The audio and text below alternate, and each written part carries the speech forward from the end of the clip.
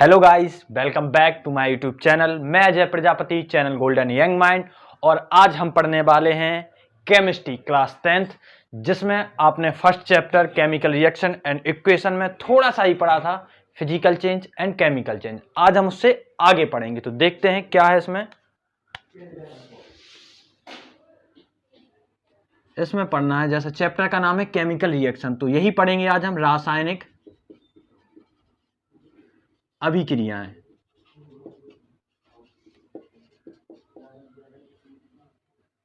मतलब chemical reaction.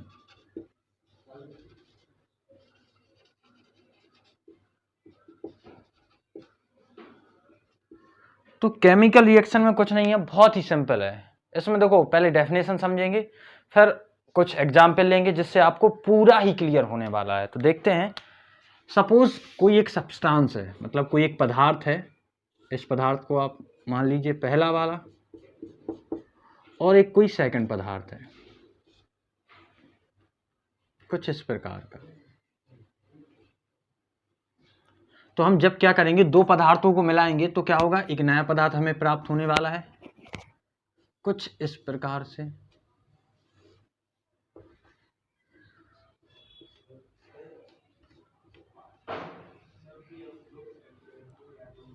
तो आप देखने वाले हो कि ये वाला पदार्थ और ये वाला पदार्थ जब मिलेगा तो कुछ डिफरेंट पार्ट हमें प्राप्त होने वाला है, मतलब डिफरेंट पदार्थ हमें प्राप्त होने वाला है।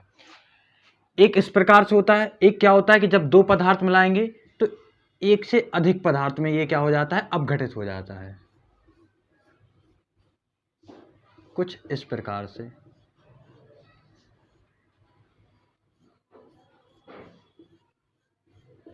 इतना तो आपको समझ में ही आ रहा होगा कि जब हम एक पदार्थ और एक पदार्थ अर्थात दो पदार्थ आपस में मिलाएंगे तो कोई तीसरा पदार्थ हमें प्राप्त होगा, अर्थात कोई नया पदार्थ प्राप्त होगा, या एक से अधिक पदार्थ प्राप्त होने वाले हैं। तो अब इसको हम रासायनिक अभिक्रिया, मतलब केमिस्ट्री की लैंग्वेज में रासायनिक अभिक्रिया को कैसे डिफाइन करेंगे। तो देखते हैं क्या करेंगे। देखो, इसकी डेफिनेशन समझना है कि जब एक या एक से अधिक पदार्थ, क्या जब एक या एक से अधिक पदार्थ आपस में क्रिया करके एक नया पदार्थ या अपघटित हो जाते हैं, नए पदार्थों में क्या हो जाते हैं, अपघटित हो जाते हैं, तो इस प्रकार की अभिक्रिया को हम क्या बोलेंगे, रासायनिक अभिक्रिया। क्या जब दो या दो से अधिक पदार्थ या एक से अधिक पदार्थ आपस में क्रिया करके कोई नया पदार्थ बनाते हैं, तो इस प्रकार की अभिक्रिया को हम क्या बोलते हैं, रासायनिक अभिक्रिया। इसका एग्जाम्पल देख लेते हैं। आपने सुना होगा और बहुत ही ज्यादा बार आप पढ़ चुके होंगे इसको। देखते हैं कैसे। कार्बन तो आपने सभी ने सुना होगा। जब कार्बन की हमें रिएक्शन किससे करवानी है, ऑक्सीजन से करवाएंगे। क्या कार्बन की रिएक्शन हम किससे करवाएंगे, ऑक्सीजन से कराएंगे, तो आप भली भांति परिचित होंगे हमें क्या प्राप्त होने वाला है, कार्बन डाइऑक्साइड। इतनी बात क्लियर है कि नहीं है। तो कार्बन की रिएक्शन ऑक्सीजन से करवाई तो हमें क्या प्राप्त हो गया, कार्बन डाइऑक्साइड। Carbon dioxide. अब आप कहोगे कि दो पदार्थों को मिलाया एक पदार्थ प्राप्त हो गया, अब ये दूसरा वाला कैसे सही होगा। तो देखते हैं, जैसे अपन लोगों ने क्या किया, NaOH की रिएक्शन या फिर NaCl ले लीजिए। NaCl की रिएक्शन हमने किससे कर दी है, H2O से कर दी है, मतलब सोडियम क्लोराइड को जल में घोल दिया। तो हमें क्या प्राप्त होने वाला है, NaOH प्लस HCl। तो देखो, जब एक या एक से अधिक पदार्थ, दो पदार्थ हैं, जब इनको मिलाते हैं तो ये नए पदार्थ जो प्राप्त होता है उसमें अपघटित हो जाते हैं। आप देख रहे होंगे दोनों रिएक्शन की जो हमने जैसे केमिकल रिएक्शन की डेफिनेशन बताई थी, दोनों प्रकार से ये सही हो चुकी है। बात क्लियर है कि नहीं है यहाँ तक। देखो, जब एक या एक से अधिक पदार्थ आपस में क्रिया करके एक नया पदार्थ बनाते हैं या एक से अधिक पदार्थों में अपघटित हो जाते हैं। देख रहे होगे, एक या एक से अधिक पदार्थ आपस में क्रिया कर रहे, एक नया पदार्थ बना रहे, या फिर नए पदार्थ में अपघटित हो जाए, नए पदार्थों में। तो देख रहे होगे आप, दो पदार्थों में अपघटित हो चुके हैं। आई होप आपका ये क्लियर हो चुका होगा, रासायनिक अभिक्रियाएं कहते किन्हें हैं। क्लियर है कि नहीं है, आप इसको नोट कर सकते हैं। फिर हम बढ़ेंगे कि रासायनिक अभिक्रियाएं जो हो रही हैं ये हो क्यों रही हैं। समझ रहे हो आप, जो रासायनिक अभिक्रियाएं हैं ये आखिरकार क्यों हो रही हैं। तो देखते हैं आगे की तरफ।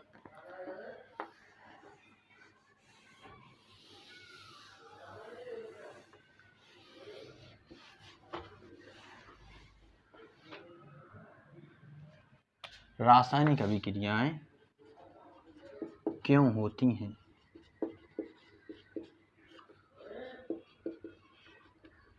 इसको हटा दिया जाए। तो अब आप कहोगे क्यों होती हैं, मन है उनका तो होती हैं। नहीं, ऐसा कुछ नहीं होने वाला है।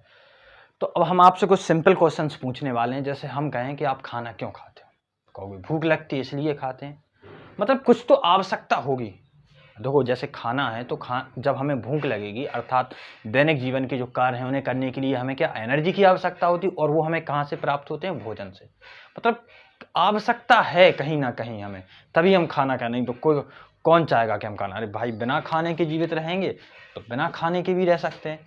ऐसा ये है कि रासायनिक अभिक्रियाएं होती क्यों हैं। बिना रासायनिक अभिक्रिया के भी सब कुछ हो सकता था कि नहीं हो तो भी नहीं, जरूरत है तभी ये हो रही हैं, वो देखना है हमें किस प्रकार। अगर हम बात करें कि रासायनिक अभिक्रिया हो ही क्यों रही हैं, तो अगर एक वर्ड में कहें तो स्थायित्व प्राप्ति हेतु।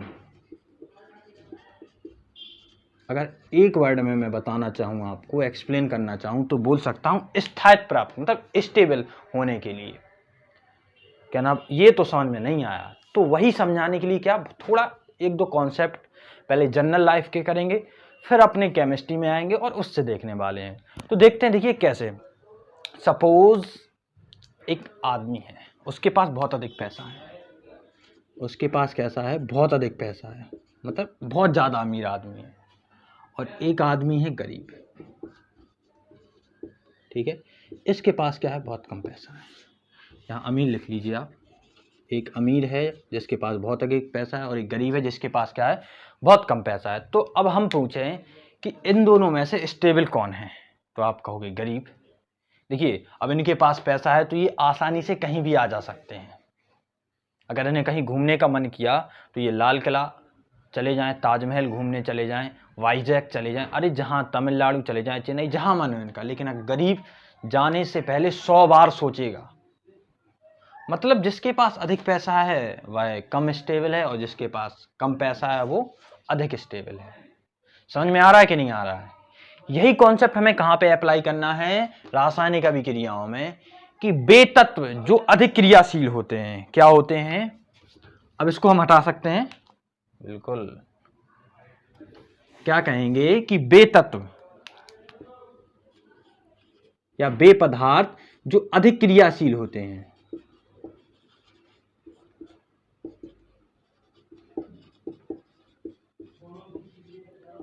वे पदार्थ या वे तत्व जो अधिक क्रियाशील होते हैं, उनका स्थायित्व, मतलब उसकी स्टेबिलिटी कैसी होती है, कम होती है। और वे तत्व जो कम क्रियाशील होते हैं उनकी स्टेबिलिटी ज़्यादा होती है। और प्रत्येक तत्व क्या चाहेगा या प्रत्येक पदार्थ क्या चाहेगा कि वो स्थायित्व को प्राप्त कर ले, मतलब सबसे ज़्यादा स्टेबल हो जाए। कौन नहीं चाहता, अमीर आदमी चाहता, वो भी चाहता है कि हमारे पास बहुत बड़ा बंगला हो। एक गरीब चाहता है कि उसके पास भी एक घर हो जिसमें वो रह सके, उसका स्थायी पता हो सके। तो ऐसे तत्व होते हैं या पदार्थ होते हैं, वो भी चाहते हैं कि हम स्टेबल रहें, हमारा एक निश्चित नाम हो जाए। तो आप देख रहे हो कि जो अधिक क्रियाशील है वो क्या हो रहा है, उसका स्टेबिलिटी है, जो स्थायित्व है वो बहुत कम है। लेकिन जो कम क्रियाशील है उसकी स्टेबिलिटी अधिक है। अब आप कहोगे इससे स्थायित्व का क्या कनेक्शन है। रुको रुको रुको, बस आपने देखा होगा जैसे दो जन है, एक के पास भैंस है जो उसको दूध देती है, और एक के पास है मुर्गियां जो उसको अंडे देती हैं। अब जो पहला वाला है उसे अंडों की आवश्यकता है, और दूसरे वाले को किसकी आवश्यकता है, दूध की आवश्यकता है। तो ये क्या करेंगे कि तुम भाई हमें दूध दे दो, वो कहेंगे हमें अंडा दे दो। कहने का मतलब ये है कि एक दूसरे की आवश्यकताओं को पूर्ति कर देंगे। देखिए ऐसे ये है कि ये अधिक क्रियाशील हैं लेकिन इनका स्थायित्व कम है, लेकिन ये कम क्रियाशील है, इनका स्थायित्व ज़्यादा है। तो जो अधिक क्रियाशील वाला और कम क्रियाशील वाले क्या चाहेंगे कि दोनों क्या चाहेंगे, स्थायित्व प्राप्त करना चाहेंगे कि नहीं चाहेंगे, बिल्कुल चाहेंगे। अब जब दो जन हैं और अपनी आवश्यकताओं को पूरा करना चाहते तो विनिमय कर लेंगे। यही कॉन्सेप्ट यहां पे अप्लाई होगा कि जो अधिक क्रियाशील तत्व रहेगा वो कम क्रियाशील तत्व से क्या करेगा, समझ लेना आप लोग। जो अधिक क्रियाशील तत्व रहेगा वो कम क्रियाशील तत्व से क्रिया करेगा और एक ऐसे पदार्थ का निर्माण करेगा, या ऐसे तत्व का, या ऐसे पदार्थ ही समझ लो आप, ऐसे पदार्थ यौगिक अणु परमाणु आयन का निर्माण करेगा जो कैसा होगा, अत्यधिक स्थायित्व वाला होगा, उसकी जो स्टेबिलिटी होगी वो बहुत ज़्यादा होने वाली है।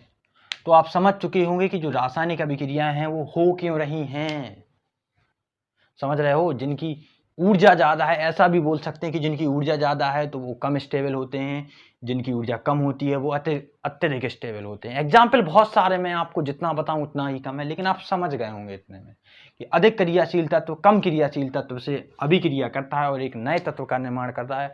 मैं ये बता चुका हूं कि क्यों कर रहा है, समझ में आ भी गया होगा। देखते हैं कोई एक एग्जाम्पल ले लें, जैसे मैग्नीशियम की अभिक्रिया हम किससे करवा लें, HCl से करवा लें, तो किसका निर्माण होता है, MgCl2 प्लस H2। ये बात आपकी क्लियर हो रही है कि मैग्नीशियम की क्रिया हमने हाइड्रोक्लोरिक क्रम से करवाई तो कुछ इस प्रकार का प्राप्त हो रहा, और ये जो H2 है वो भी स्टेबल है और MgCl2 है वो भी स्टेबल है। आई होप आपका ये क्लियर हो गया होगा कि रासायनिक अभिक्रियाएं आखिरकार हो ही क्यों रही हैं। अब रासायनिक अभिक्रियाएं जब हो रही हैं, अब हम आएंगे रासायनिक समीकरण पे।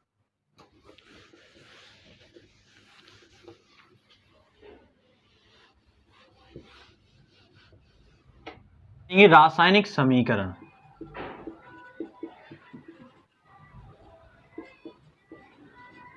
मतलब केमिकल इक्वेशंस।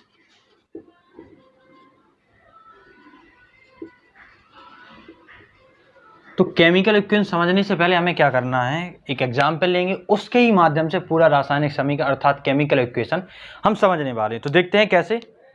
आपने कुछ देर पहले अभी एक एग्जाम्पल पढ़ा था कार्बन की, जब हमने रिएक्शन किससे करवाई थी, ऑक्सीजन से, तो क्या प्राप्त हुआ था, कार्बन डाइऑक्साइड। इतना क्लियर है कि नहीं है। जब कार्बन की रिएक्शन ऑक्सीजन से करवाई थी तो हमें क्या प्राप्त हुआ था, कार्बन डाइऑक्साइड। तो आप देख रहे होंगे कि जो कार्बन और ऑक्सीजन है अर्थात ये भाग लेने वाले पदार्थ हैं रासायनिक अभिक्रिया में, तो क्या कहेंगे, रासायनिक अभिक्रिया में भाग लेने वाले पदार्थ, भाग लेने वाले पदार्थ। जो पदार्थ रासायनिक अभिक्रिया में क्या करते हैं, भाग लेते हैं, उन्हें हम क्या बोलते हैं, अभिकारक। क्या बोलते हैं, अभिकारक, मतलब रिएक्टेंट। रासायनिक अभिक्रिया में भाग लेने वाले पदार्थ को क्या बोलते हैं, अभिकारक। देख रहे होगे कार्बन की ऑक्सीजन से अब अभिक्रिया करवा रहे हैं, तो क्या इसमें भाग लेने वाले पदार्थ क्या है, कार्बन और ऑक्सीजन, जिनको हम क्या नाम दे रहे हैं, अभिकारक। इतनी बात क्लियर है कि नहीं है। अब देखते हैं जो बनने वाला पदार्थ होता है, मतलब नया पदार्थ होता है, बनने वाला पदार्थ, जिसको हम नया पदार्थ भी बोल सकते हैं, बनने वाला नया पदार्थ, तो इसको हम क्या नाम देंगे, उत्पाद, मतलब प्रोडक्ट। तो देखिए रासायनिक अभिक्रिया में जो पदार्थ भाग ले रहे थे उनको हम क्या बोल रहे हैं, अभिकारक, और जो पदार्थ बन रहा था उसको हमने क्या बोला है, उत्पाद। इतनी बात क्लियर है कि नहीं है, कि रासायनिक अभिक्रिया में जो पदार्थ भाग ले रहे हैं उन्हें अभिकारक बोल रहे हैं, और जो पदार्थ नया पदार्थ बन रहा है उसको हम क्या बोल रहे हैं, उत्पाद।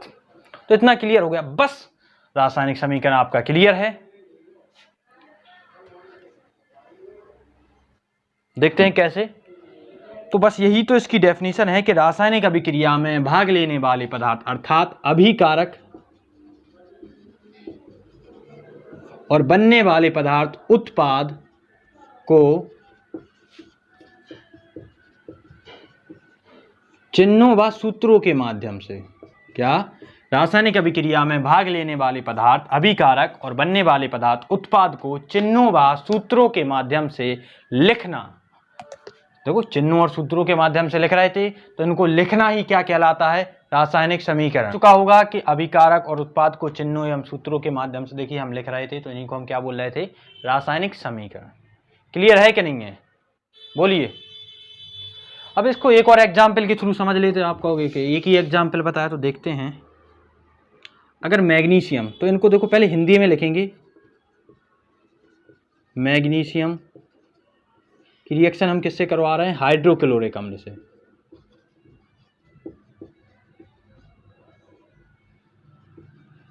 जब मैग्नीशियम की रिएक्शन हम हाइड्रोक्लोरिक अम्ल से करवाते हैं तो हमें क्या प्राप्त होता है, मैग्नीशियम क्लोराइड।